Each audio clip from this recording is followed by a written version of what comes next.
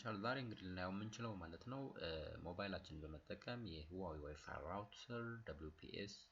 ssid እና ፓስወርድ እንዴት ሞዲፋይ ወይም ማስተካከል የምንችልበት እድል አለ የሚሉትን ነገሮችን ቀል ባለ መልኩ ለማየት እንሞክራለን ማለት ነው ስለዚህ ቀጥታ መንገባው ማለት ነው የሞባይላችሁ ጋር ክሮም ወይንም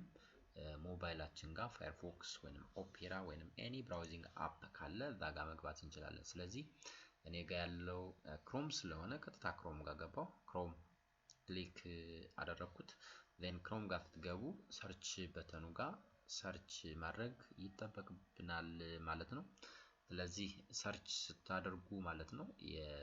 ለዚህ ዲቫይስ የሚሆን ትክክለኛ ዌብ ሊንኩ ማለት ነው 192.168.100.1 ልብ አድርጉ እዚህኛው ላይ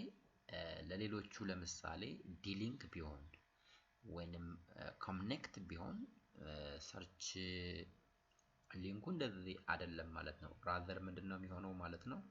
192.168.1.1 ነው ሊሆን የሚችለው but in Huawei router device it totally changed ማለት ነው ስለዚህ ጥንቃቄ ማድረጉ ጥሩ ነው ማለት ነው ስለዚህ ምን እናያለን ሰርች አልኩት ሰርች ስታደርጉት ዌብ ፔጅ ቀጥታ ወደ ዲቫይሳችሁ ዌብ ፔጅ ነው የሚወስደን ማለት ነው ወደ ዲቫይሳችን ዌብ ፔጅ then there is the username plus there is a password ስለዚህ ዩዘርኔሙ ጋር መሙላት ተጠበቅባችሁ መሙላት አለባችሁ ፓስወርድ ጋር መሙላት ያለባችሁ እነዚህ ነገሮችን ስለዚህ ወደዚህ ለመግባት ማለት ነው ሁለት ነገሮች ያስፈልጋችኋል እነዚህ ነው የት ጋር ነው የምታገኙአቸው ዲቫይሳችሁን በትክክል ቼክ አድርጉ የተጻፈ ስለሆነ ወይስ ደግሞ ብዙዎች ተመሳሳይ ስለሆኑ እዚህ ያለውን መሙላት ትችላላችሁ ማለት ነው ስለዚህ አብዛኞቹ ማለት ነው አሁን የምላችሁ የዚህ ዲቫይስ ዩዘርኔማቸው ROOT ነው የሚለው ማለት ነው ሁለተኛው ላይ ፓስወርድ የሚለው ጋር ማለት ነው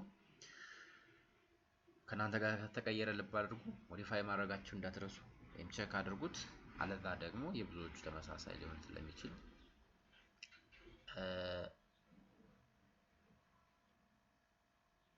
sorry ADMIN capital H capital W this is the password then ካም በፊት የተሰራ ቪዲዮ አለ ቼክ ማድረግ ይችላልላችሁ ምን ከሆነ ማለት ነው ዲሊንክ ዲቫይሳችሁ የዋይፋይ ዲቫይሳችሁ ዲሊንክ ወይም ኮኔክት ከሆነ የዌብ ሊንኩ ይቀየራል ዩዘርኔሙም ይቀየራል ዩዘርኔሙ ተመሳሳይና ፓስወርዱ ጋር ሁለቱም ተመሳሳይ አድሚን የሚሉ ነገሮች ናቸው ለኛው ላይ ደግሞ በተወሰነ መልኩ ስለሚቀየር ማለት ነው ጥንቃቄ ማድረጉ ያስፈልጋል ነው መጨረሻ ላይ ምን እንላለን ሎጊን አልኩት ሎጊን ስትሉት ቀጥታ ማለት ነው ወደ ዲቫይስ ዌብ ነው ዳይሬክትሊ ሊያስገባን የሚችለው ማለት ነው እና አይነት መረጃዎች ይመጡልናል ማለት ነው እና አይነት መረጃዎች በሌፍት ሳይድ ላይ እንደምታዩት there is home page one click diagnosis system information advanced ስለዚህ we are expected to click advanced ሚለውን ክሊክ እናደርጋለን ክሊክ ስታደርጉ በውስጡ የሚመጡ ኮንተንቶች አሉ then we have to click WLAN ሚለውን ክሊክ እናደርጋለን WLAN እዚህ ጋር እንደምታዩት ማለት ነው WLAN ክሊክ ስታደርጉ WLAN ቤዚክ ሚለው by default ማለት ነው ክሊክ ይደረጋል ስለዚህ እዚህ ጋር ነው every ታስኮችን እንደውም straight forward ነው ማለት ነው የዚህ ዲቫይስ password modification WPS correction even ssid unchecking almost straight forward ነው የሚሆነው ማለት ነው እዚህ ጋር ተትከቡ እኛ አይነት መረጃዎችን ይሰጣችኋል ስለዚህ በWLAN ቤዚክ በሚሉት ስር ማለት ነው አንደኛው ማድረግ የሚጠበቅባችሁና ምናልባት ማስተካከል አለብኝ ብላችሁ ካሰባችሁ ssid ኔሙን ማለት ነው ssid ኔም ማለት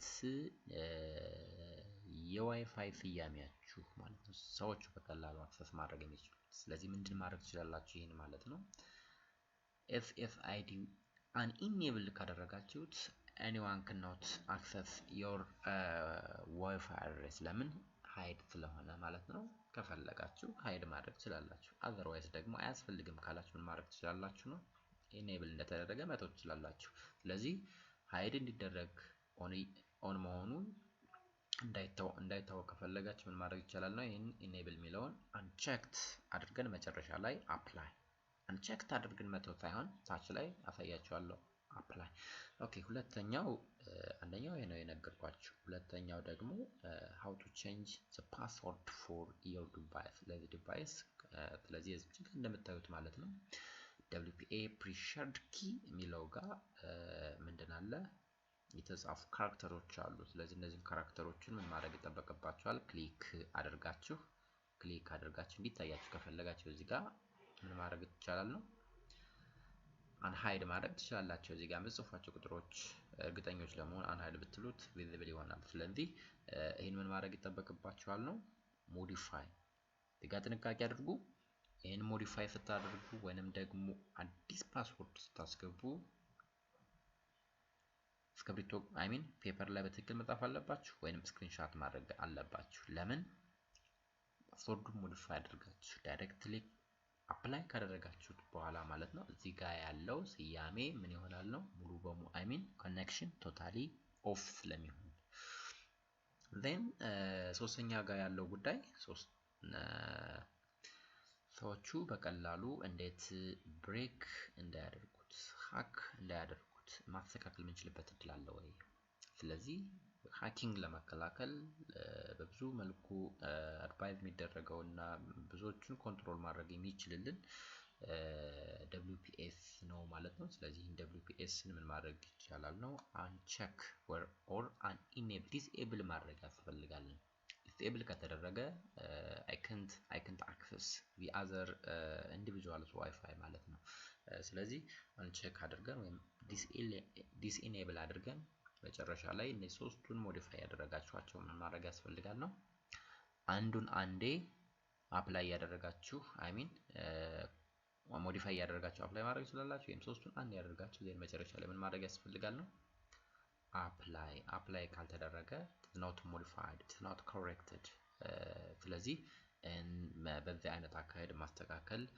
እንችላለን ማለት ነው በጣም ስትሬት ፎርዋርድ በቀላሉ ሞባይላችን በመጠቀም ማስተካከል እንችላለን ነው I think